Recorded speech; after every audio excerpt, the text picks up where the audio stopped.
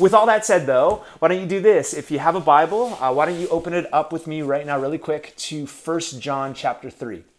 1 John chapter 3, and we're just going to dive right in and jump right in. It's so great, again, to have you here.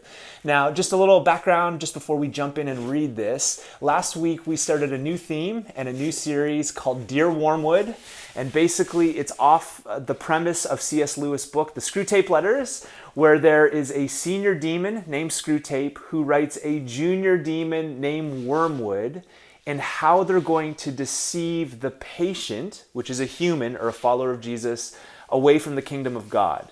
And so it's this little satire book just showing how the enemy or the adversary works. These two demons, senior demon and junior demon, working together to kind of deceive this human away from God. And it's a brilliant way of looking at our moment and what's happening in our world. And so we're taking some time right now just to look at spiritual warfare, the spiritual backdrop of the Bible, and things like Satan, demons, and the principalities. Welcome to church. So glad you've logged on. So glad you're here. But we just really feel like this is important.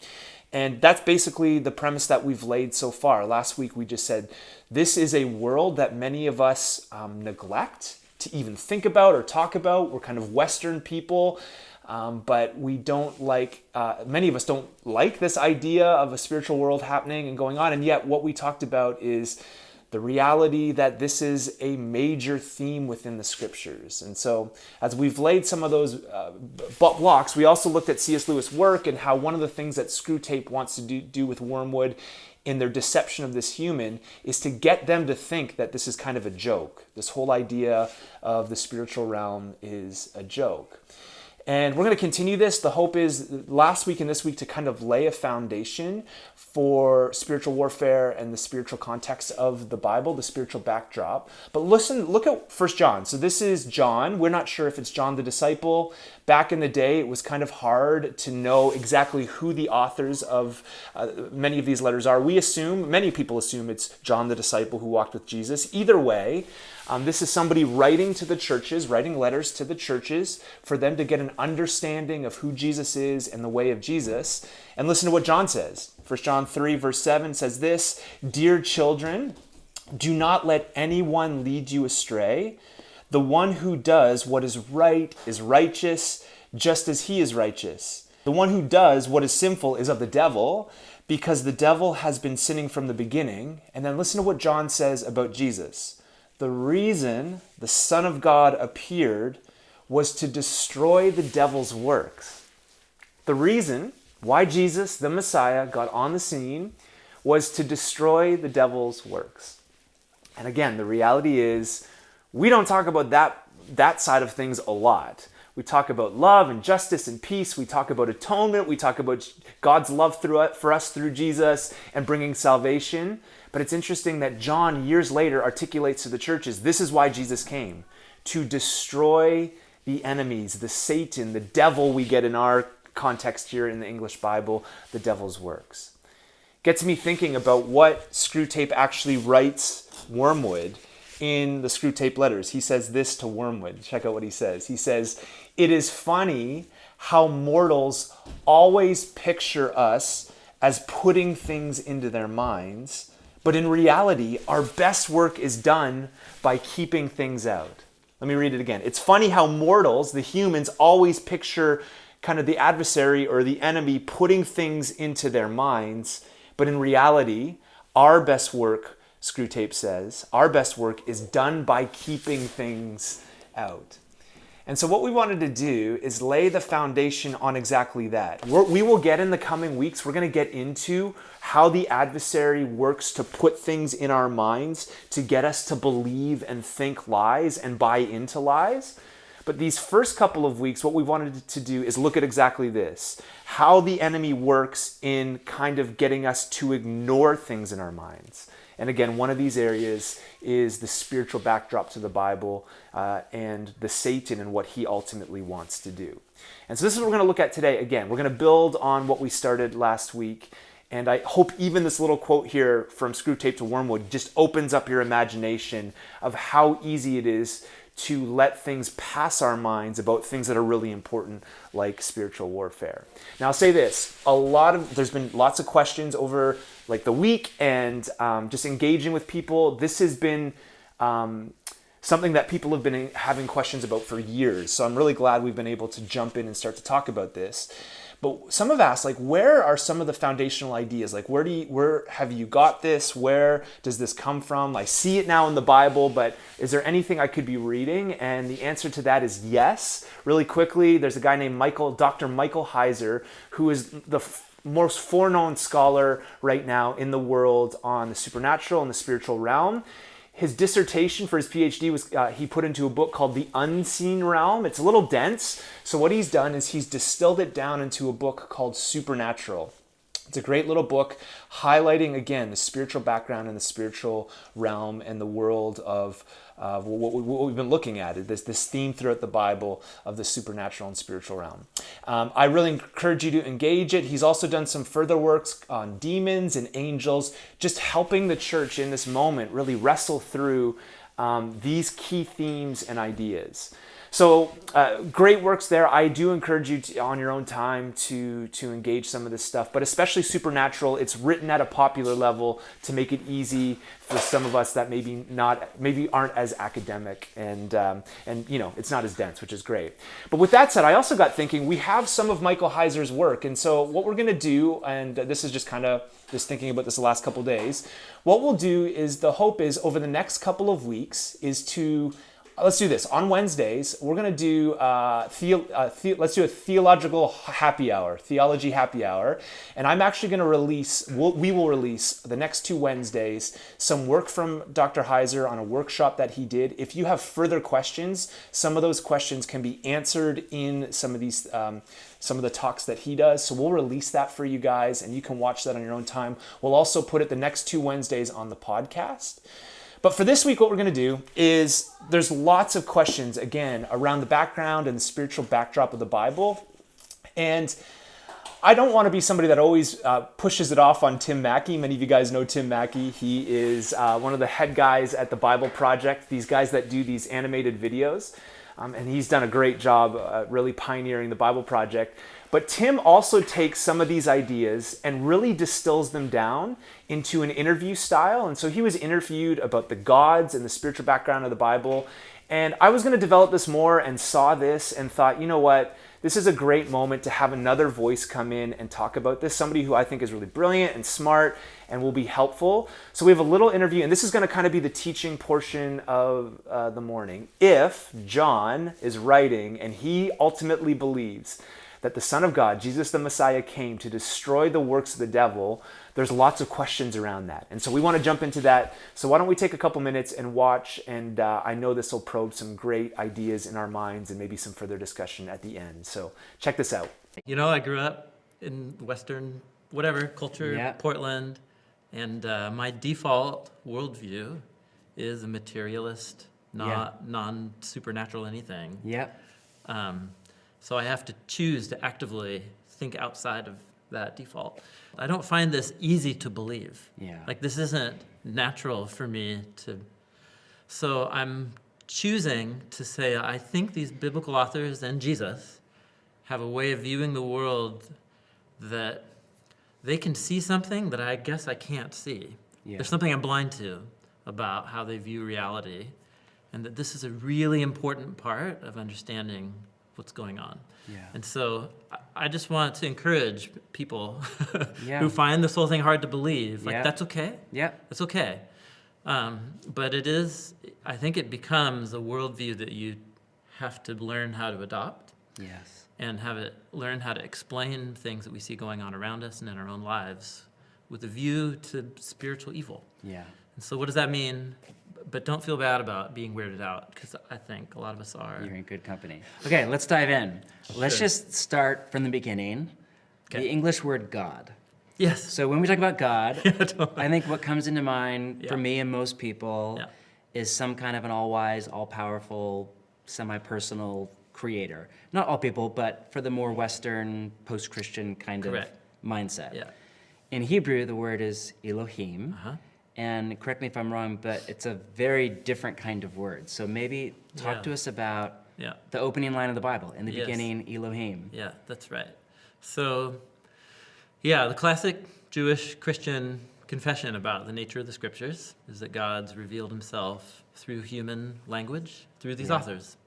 And so that happened to be in Hebrew, in Aramaic, and Greek.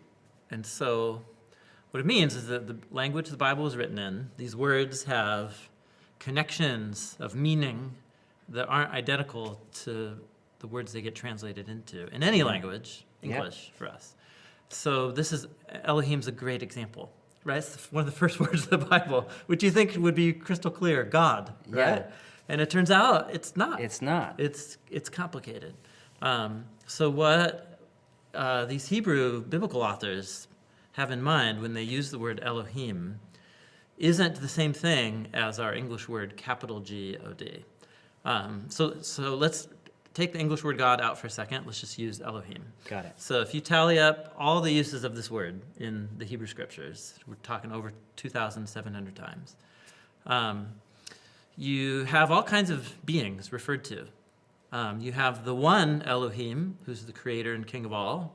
That we think of as capital G God. Capital G God. And it's often clear because biblical authors will put the word the in front of Elohim. They'll call the God of Israel or the Lord God the in Elohim. English, Or they'll use God's personal name, Yeah. revealed to Moses, Yahweh. So he's the chief Elohim, Yep. who made everything. But there are also other beings called Elohim.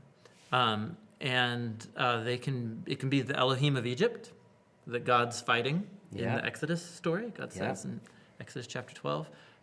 It can be the gods of any of the other nations, Elohim of Moab or Babylon or whatever. There can be other beings that God, we'll talk about this, God uses as his staff team that he processes decisions with. Yes. This is a category of creatures called Elohim. Yep.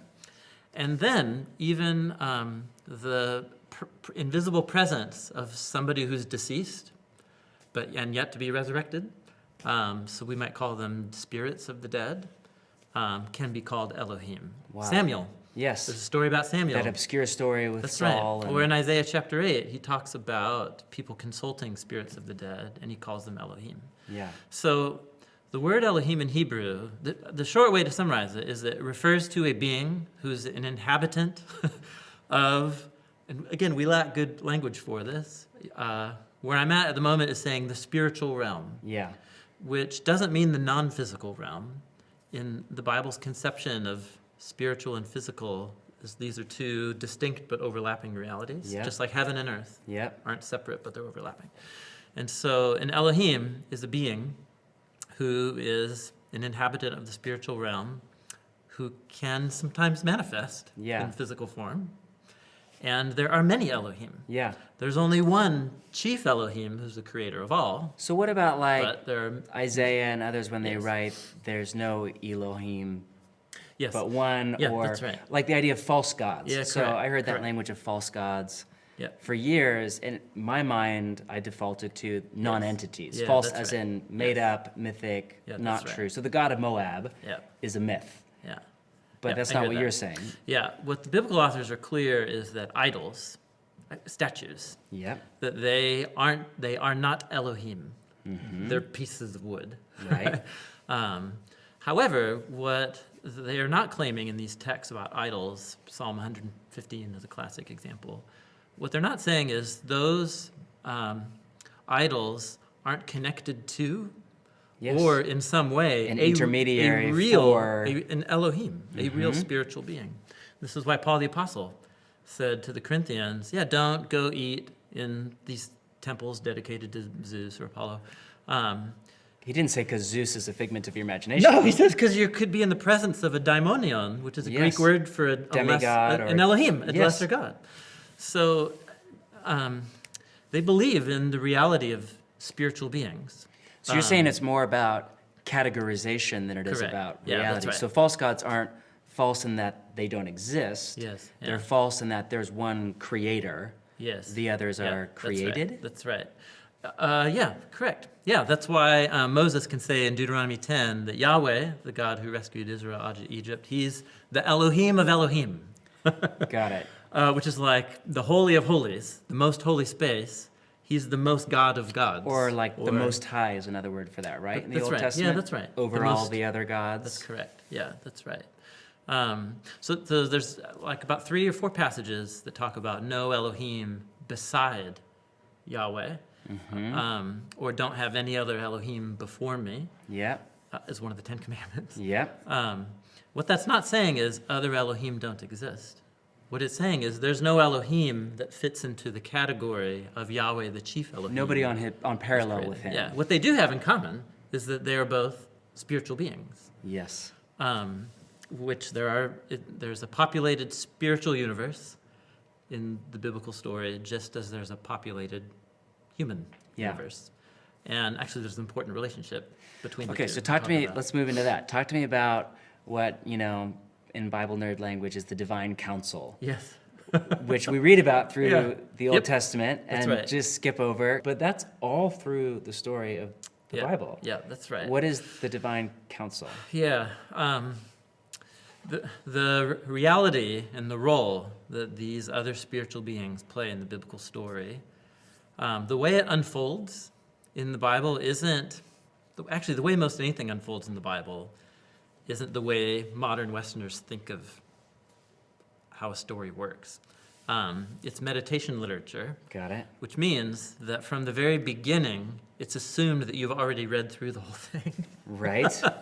And so there's all kinds of puzzles. A lot of times. And put it to memory. That's right. So there's already, there's loaded into the first stories of the Bible all kinds of puzzles and ambiguities that you won't understand even what they mean until you get later on. Because you're meant to meditate on it. Totally. Read it slow, That's deliberate, think, Yeah, wait, it's a pick kind up a piece of the puzzle. Literature that's inviting a lifetime of rereading and discovery. That Psalm 1 kind of meditates on That's the right. law Yeah, day Psalm 1 and isn't night. just like a nice thing of read your Bible every day. It's Yeah. actually designed not to give up its secrets on the first reading. It's an invitation Yes. to keep reading. It's specifically designed not as a quick read. That's right. But to get you to read and to read That's right. slowly. And so a classic example is on page 1, where God says, "Let us make human in our image." Who's the us? Right? It's a classic question, right? Yeah. Jewish and Christian readers for thousands of years. So you actually have already been given a clue as to who that us is before that point in Genesis 1. But as the story unfolds, you get more and more clarification about that. And it's what the biblical poets in Psalm 82 or Psalm 89 will call the divine council, the council of Elohim. So on page 1, God creates the sun, moon, and stars. Actually, the word sun and moon is never used. It's just called the lamps. Wow. It's the same word as the lampstand in the tabernacle. So God creates a heavenly lamp, a bigger one and a lesser one, Yep. and the kochavim, the stars. And what he tells these creatures to do is to rule the skies. Wow. Then parallel to that is he says, let us make, let us Humanity to rule over the land. the land. So Genesis 1 gives us this image of the celestial realm, which is under Yahweh. He's above the heavens, so to speak, as the ruler over all. So under Yahweh are 2 delegated authorities, the celestial rulers, Yep. the lights and the stars, and then the terrestrial rulers. And lights and stars, I've always just read that as the sun and the moon and the totally. stars. That's right. And you're saying that behind that was this idea of spiritual That's creatures. Right. Every single mention of the stars in the Hebrew Bible refers to them as creatures. The biblical authors envision these as creatures, beings. Yeah. Like spiritual beings. Yes. Celestial beings. And this is common in the ancient world, and it's common for biblical authors, but they even tell you, right, when they're first introduced in Genesis 1, that there's more than meets the eye here, because the first word in Genesis 1, verse 14, is these creatures are called otot in Hebrew, symbols. It's the Hebrew word for symbol. Yeah. So the sun, the big lamp, the little lamp, and the stars, which rule, are symbols for humans. And in the Bible, this word sign or symbol is a real thing that is itself just a signpost or a pointer to the greater reality to which it points.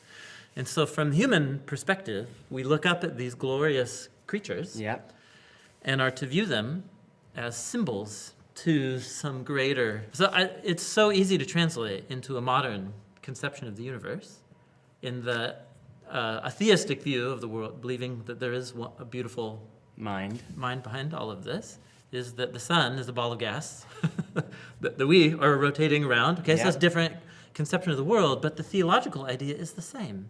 Namely that someone who believes in a creator, for them the sun is itself a sign and symbol to a greater source of beauty and power, the beautiful mind behind So at first it sounds just wacky. It sounds crazy, but you actually... But it's not actually... That's right.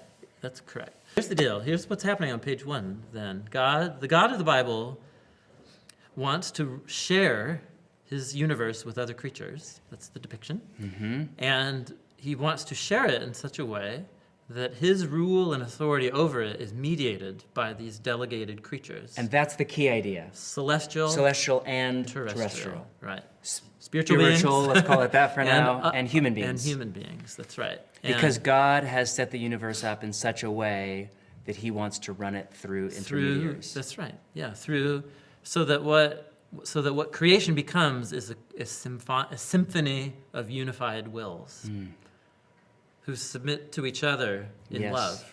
If we want to get Trinitarian about it, which is where it's all going. Which is where it's all, and still is yet to go. Yeah. And still is yet to go in the story. Okay, so let's talk about what went wrong with God's original, or right with God's original. Yeah, that's right. So, just to clarify, yes. Go to any reference to the stars in the rest of the Bible, and what you'll see they're all doing is referring back to this depiction of delegated spiritual beings who rule the world on God's behalf. Which, again, we already get that idea from the human thing. Adam and Eve are there to rule. That's exactly delegated right. authority, That's kings, correct. queens, priests That's over. correct. That's So right. you're just saying this is going on in the heavens as well as on earth. That's right. The relationship between heaven and earth is a connected There's an overlap. and a mirrored reality. And this divine council is this inner grouping of spiritual beings. It is to Yahweh in the heavenlies what humans are to Yahweh on the earthly realm. Okay, That's right. but something goes wrong. We know the Genesis story with the human beings. There's a rebellion against God's vision for human flourishing. Yeah, that's right. And then something also goes wrong in the heavenlies, right? Correct. So talk to us about, what in Christian tradition is called the fall. Yeah. Not so much the terrestrial side of it as much as... Well, but they're joined. Yeah. So you get a talking snake on page 3 of the Bible. Yeah, that's there. The Hebrew word for this being is nachash, the nachash. And it also happens to be the word for diviner or sorcerer. Yes. Mm-hmm. And it also is related to the word for shining or brightness. It's connected to the word bronze. Nechoshet, nachash. Nechoshet is bronze, which is always I'm nodding my head like things. I know Hebrew well enough to know what you're talking about. Biblical authors often use vocabulary because of the connections through puns and wordplays and associations. And that's just a normal way of how they write. Yeah. They're doing it all the time. So when you see a beast of the field, a snake, but who's talking, it's not like ancient biblical authors were somehow more primitive and gullible than we are. No, they're that brilliant. They thought talking snakes were normal. Right, and Genesis 1 is some of the most sophisticated literature ever. That's right. Right? Yeah. So a talking snake... So it's not like, well, now we know snakes don't talk. Yeah, and they but don't they have didn't know that back then. legs, Of course they know that snakes don't talk. That's why it's in the bizarre. story. Yeah. It's bizarre.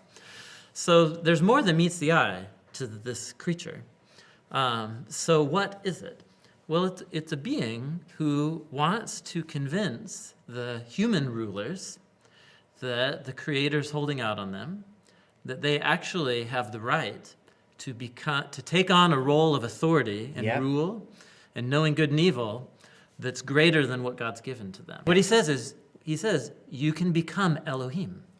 That's what he says. Wow. And whether that means capital G God or these spiritual beings. Yes. The point is they were made as terrestrial rulers. Made for one thing, you can become another.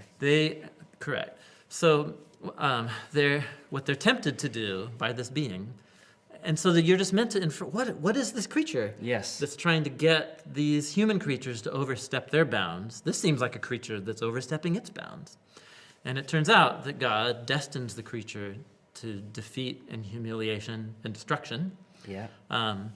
God says that from the line of the humans is going to come a human who's going to Yes. crush this being at right on its The head. Genesis 3:15. Genesis 3:15. That's right. Right? That's right. And it's precisely at a rebellion of heaven and earth. Both. Yes, Genesis 3 is both a fall narrative of the celestial powers.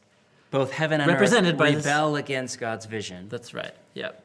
And so the depiction of the human story after this, we'll come back to Genesis 3:15 in a second, the snake Okay. crusher, but is the narratives in Genesis 1 to 11, which are strange for any modern reader. Yep. But they're just playing out the same thing. You get the next story is about a guy named Cain, who also faced a beastly temptation. He's tempted by a beast too. Yes. Except the beast is called by the word sin, and it's in him. It's a beast inside of him that wants to eat him. So you get this image of there is a being, a spiritual reality of beings that are in rebellion in a way that mirrors the human rebellion. But that evil is also at work within, evil without and evil within. And the fact that the first and second generation, Adam and Eve and then Cain, both face the evil beast. without and Yep. the beast without and the And beast within. The predator crouching at the door. Yes, and then what Cain gives into that urge and he murders his brother. Cain's descendants go on, and the seventh of Cain's lineage is an even worse murderer than his great-great-great-great-grandfather. And then they build a city, and then it all leads up to the building of Babylon. Yep. And so the narrative is trying to create this arc here of the human rebellion, but it's also tracing the spiritual rebellion. Yep. And that crazy story about this Genesis 6, I don't know if you know it. You probably do and have avoided it ever since you read it for the first time. But it's a story about the sons of God, the sons of Elohim, spiritual beings, who also cross their boundaries. Humans cross their boundaries. They cross their boundaries. Yeah. And it's a complicated story. We don't have to get into it. But it's another rebellion Yep. in the heavenlies. So the Bible's trying to tell us that the world is the way that it is, not just because of human stupidity, but that there is a dimension of reality that's not easy for us to see, and that it works on both the individual level, like the Cain story, Yep. In us. how I deal with anger and resentment, right? Jealousy. Empathy. Yep. But also it's working on a corporate level, the building of whole cities And cultures. and cultures that comes under the name Babylon. The point is that humans can organize ourselves in corporate entities and begin both creating and being created by stories about who we are, about what's wrong with That's us, right. about what our real problems are, about what are our limits, and what are the boundaries that we ought to cross, or what did our ancestors think were the boundaries we shouldn't cross. But we know, of course, Wow. that we're made to become Elohim. And so we begin to redefine good and evil on an individual and corporate level. Yep. And what the biblical authors want us to see is that there's more than just humans at work. Yeah. There's what they'll call the powers. Yes. So rebels of the divine council, Yep. who are both participating in the destruction and ruin of God's good world, just like humans are. And that's the key to how the biblical narrative works. There's a two-tiered mirror storyline progressing through the whole biblical narrative. Yes. And the biblical authors don't use this worldview to excuse human beings, like, oh, a devil made them do it. That's totally not it's that we are partnering. Unbeknownst to ourselves, we buy into these cultural systems or these personal stories of redefining good and evil by our own wisdom. And without even knowing it, we can become partners with forces of evil and chaos that are so beyond our ability to comprehend. And we can even think that we're doing the right thing, Wow. when in fact we are redefining evil as good. That's what the biblical authors want us to see. Yes. And so let's just pause. That's so profound. And so as you go throughout then the rest of the Hebrew Bible, the portrait of the evil one and the evil ones just continues to develop. And so you get these rebel spiritual beings who participate. They're called the sons of Elohim, or the sons of God in our English translations. They're sometimes called the powers. They're the hosts of heaven. Principalities. And then... You have demons in the New Testament. Yeah, totally. Right? Actually, that word appears in the Hebrew Bible, shadim. Yeah. And what these are beings who are working on an individual and corporate level to participate and aggravate the cosmic rebellion, resulting in the world that you and I inhabit. The promise given on page 3 in Genesis 3:15 is that there's a human seed who will not only not give in to spiritual evil, but will overcome and defeat it at its source. Deal with the real problem at its root. And then this whole human lineage that you follow gets traced on through Abraham, and he's pretty awesome, except when he's not acting like a snake. Aren't we all? Totally. When he's not deceiving and lying and abusing immigrants, he's pretty good. And his descendants are no better, right? Jacob's main name means deceiver. Yep. And then the sons of Israel, the strugglers, those who struggle with those who struggle with God. That's what Israel means, struggles with God. And so the story goes on, and you're just like, oh, Moses, he's pretty good, except when he's not. David, he's pretty good, except when he's... And so you leave the Hebrew Bible going, you know what we need around here? We need a new human who won't give in to spiritual evil, who will somehow overcome the evil one, but also in a way to rescue the people who are captive to Babylon. To the evil one and its social manifestation in Babylon.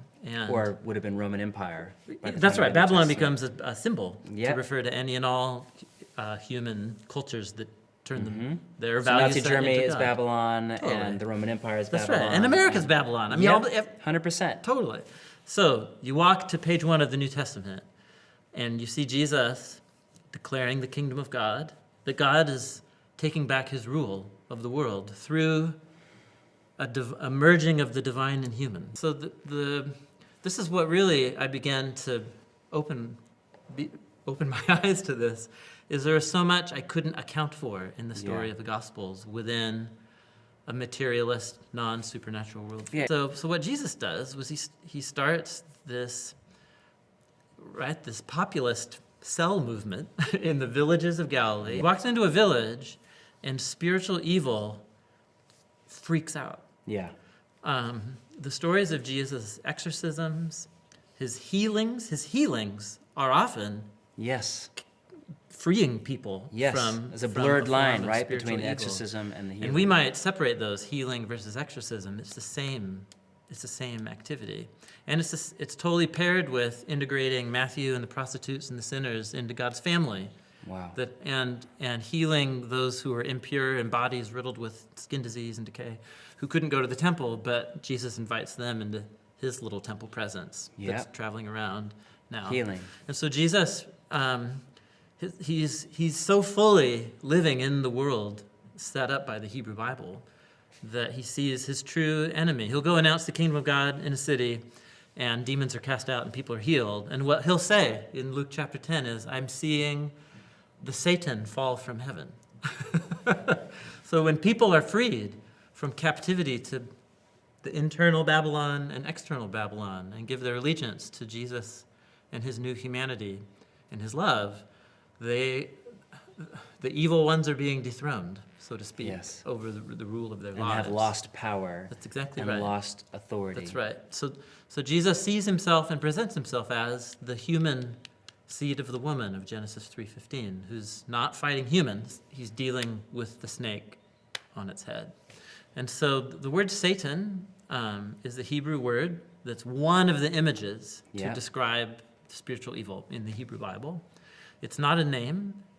Just like Elohim is not a name. It's a title. It's a title that means the accuser or the opposer, and which is a role that this being can play in the divine council. Yes. Which is what you see this figure doing in the book of Job. Job, yep. And also in the book of Zechariah. And it's what he's doing with Jesus in the testing him in the desert. Mm-hmm. He's putting us, what's happening with Jesus in the desert is a replay of the garden. It's spiritual evil offering a human, the human Jesus, a chance to rule on his own terms. And Jesus, of course, is made and destined to rule, just like humans are on page 1. Yeah. But Jesus, instead of seizing authority, as Paul says in Philippians 2, he doesn't seize for his own advantage what is already rightly his own. Yeah. Rather, he empties himself and gives his life for others. And so that's he defeats evil by letting evil defeat him through its human agents who think they're doing good. I think the point is, this is Jesus' way of seeing the world. Yeah. This is the apostles' way of seeing the world. When Paul looks out at Christians being persecuted, or himself sitting in prison in Ephesians, right? He'll write that, you guys, our enemy is never another human. It's never another human.